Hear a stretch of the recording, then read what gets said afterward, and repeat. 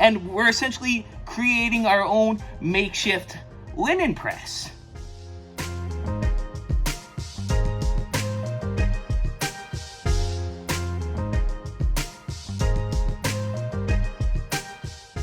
First things first, let's dress for success. Woo! Are you like me? Are you that person who is like, yeah, I'm gonna get into linens, and then you realize when you got into linens, man, this is a big job. How do you do it with such big tablecloths?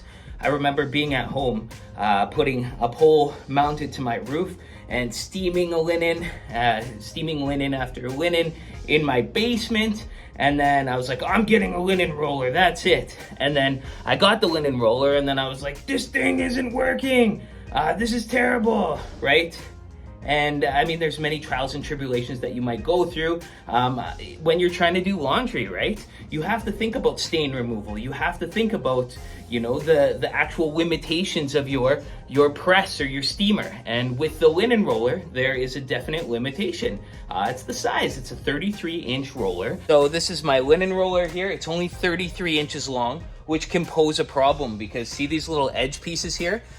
It'll literally iron these little wrinkles that are on the side into any linens that cut over the edge. So that's the secret to these linen rollers, is you really have to make sure that you just utilize the 33 inches or whatever the space for your roller is. Don't let anything come off the edge or it will be imperfect. So you have to work with the 33 inches. And that's what I figured out, and that's what I'm gonna show you today, is how to make your rotary iron work for pressing large linens.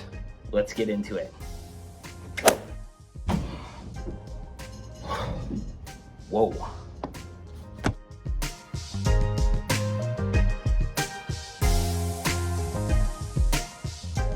Okay, so before laundry goes out, it's important to know some of the important things about it.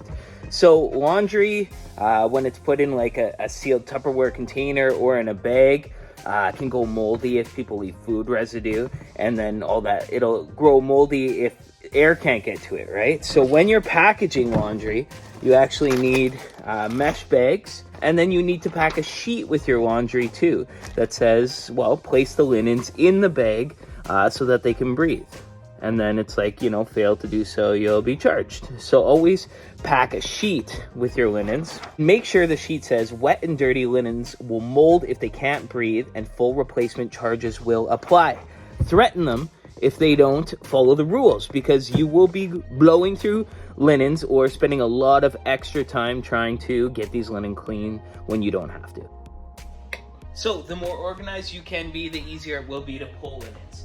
I'm still working on organization, but as you can see, napkins and runners, round tablecloths, and rectangular tablecloths. So when I'm packing up a linen and I'm looking for rectangular tablecloths, I know to pull from here. So I can take some 90 by 132 linens and pack them. So say I need 2 of them, so we'll just grab 2. We'll take them over to the table over here. So here's the table right here. We've got the 2 linens, and we've always got fresh boxes right there that we can use. We've got linen sheets. We've got the bags there.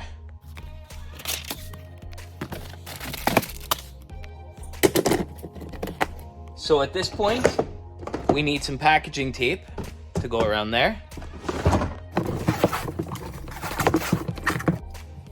So this is just a regular Windows computer with a $150 printer. The printer's called the Dymo 550 label writer. And this thing just prints labels for me. Bam, labels ready to print. Okay, so it's ready for the customer. Has their name on it, has our name on it. Okay, when your linens come back to you, you will need to go through them and sort them. You will need to sort them from those who don't have stains, for those who need strict stain treatment. And you're gonna have to Google different treatments because you'll need to pre-soak your linens. For some of them you'll just need to put some Shout gel on them, some stain remover. It's not molded schmutz, but it's definitely schmutz. So I'm gonna use some extra strength OxyClean. Let's say our linens come back with minimal stains, maybe just this and that on them, right? So we're gonna throw in a load with some bleach. I buy the good white tablecloths because then they can stand some bleaching, right? Okay, so on the washing machine, if it says something with the white cycle, you want to do the white cycle if you're trying to remove stains, because then it will release the bleach at the right times during the cycle. So I'm gonna have it on whitest whites. We want it warm or hot. I'm not worried about shrinking the tablecloths. So we'll put some detergent in and we'll put some bleach in, just in the thing here, and then it's gonna do an hour-long cycle. So an hour to wash 3 linens. So that's why you have to charge so much for them, not to mention pressing.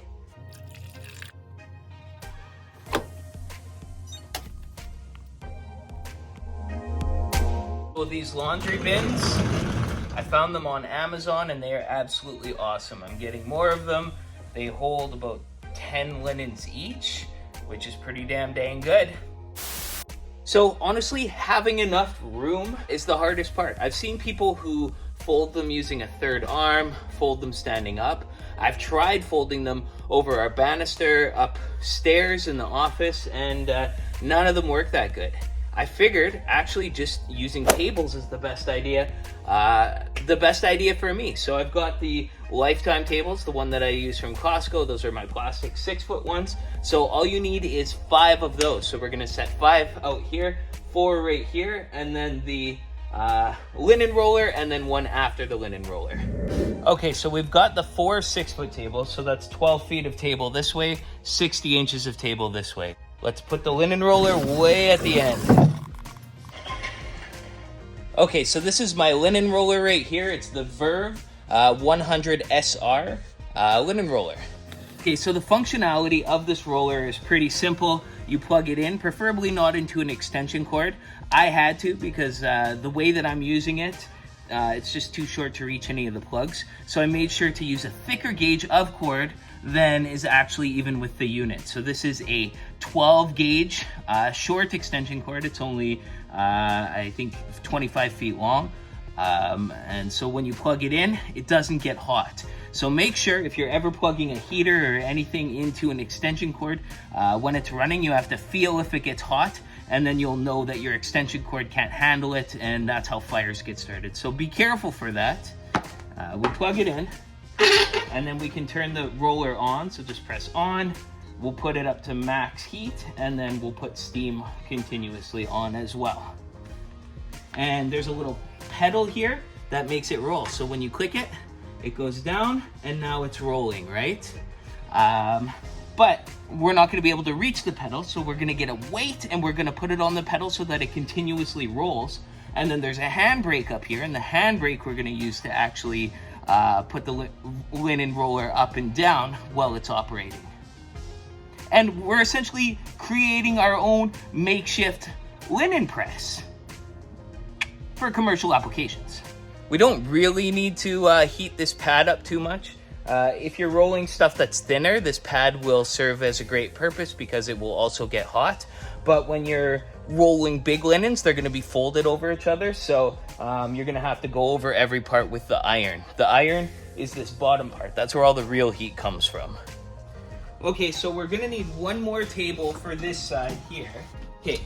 Okay, so at this point we take our clean linens that are ready for pressing and we fold them out onto the table and then fold them in half twice.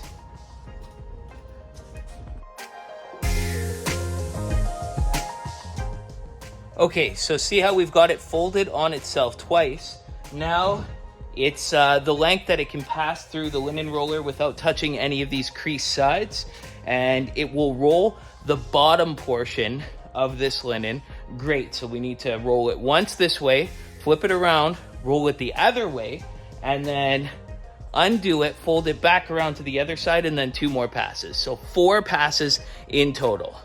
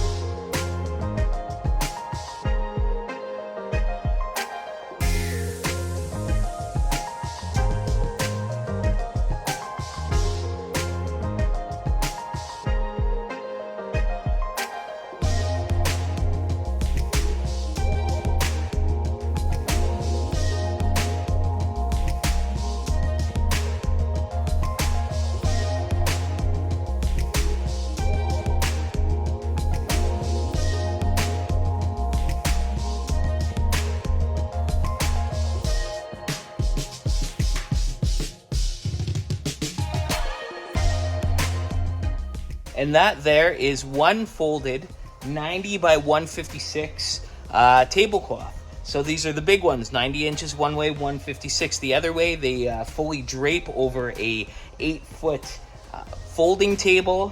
Yeah, there is a better way to fold them. I'm just not doing it. This is the way that we're doing it currently. It's the time-saving way. You can take it back and fold it on the table again if you want, but we've already run it through 4 passes, so I think that's enough.